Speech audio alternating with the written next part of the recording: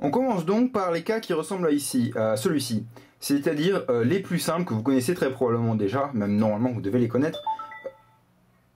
Normalement vous devez les connaître, c'est-à-dire que quand vous résolvez vos coins, en même temps vous amenez votre centre blanc en haut, votre centre jaune hein, si je fais avec la face jaune devant. Par exemple ici, ça ressemblerait à ça. Si vous faites votre sledge ici, votre coin, votre centre blanc va se retrouver en haut. Et vous avez exactement l'inverse. Pardon, ça c'est le même. Le sledge et votre coin se retrouve en haut.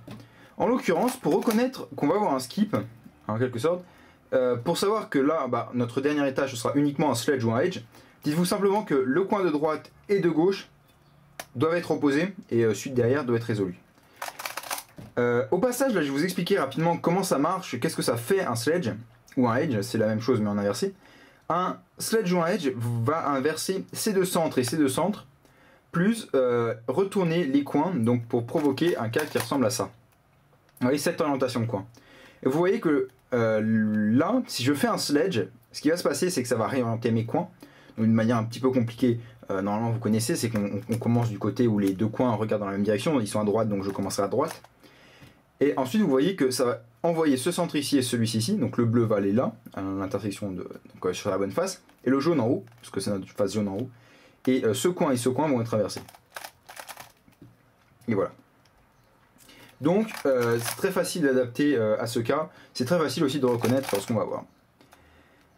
Ce qui va changer, c'est que maintenant si on a ça, donc je provoque le cas, voilà en fait c'est ça. Qu'est-ce qui se passe ici? C'est-à-dire c'est totalement l'inverse, enfin c'est en quelque sorte l'inverse. Si vous ne faites pas attention au centre qui est derrière vous, c'est ce que je comprends, hein. Moi je regarde pas derrière, dès que je vois que j'ai ce cas je le fais. Excepté quand j'ai ce cas, quand je reconnais qu'à gauche le centre est résolu et à droite aussi. Dans ce cas, si je fais un sledge ou un edge, peu importe, je sais que derrière je vais avoir une permutation H. Et ça, je n'en veux pas, surtout qu'il y a une manière très simple de le passer. Ce qu'on va faire, c'est qu'on va faire un Y2, faire un edge, en l'occurrence. Donc commencer, moi je sais que je commence par le coin qui regarde vers moi.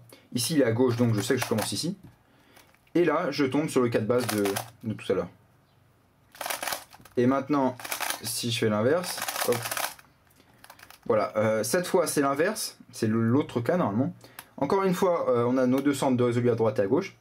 Quand on a ça, notre centre jaune on le met derrière, donc on commence par le coin qui regarde vers nous, là en l'occurrence donc il regarde à droite, donc on fait un sledge, Y2, et on résout le cube. Et il faut bien vous dire qu'à partir de maintenant, tous les cas qu'on aura, ça peut être soit une permutation H, soit une permutation U. C'est-à-dire que quand vous résolvez ici vos coins avec votre centre, vous aurez soit une permutation U, soit une permutation, Z, j'ai dit H avant, alors que c'est Z. Par exemple, il faudra essayer de vous entraîner à reconnaître les cas. Ici, si j'envoie ce centre ici et celui-ci ici, celui-ci sera résolu.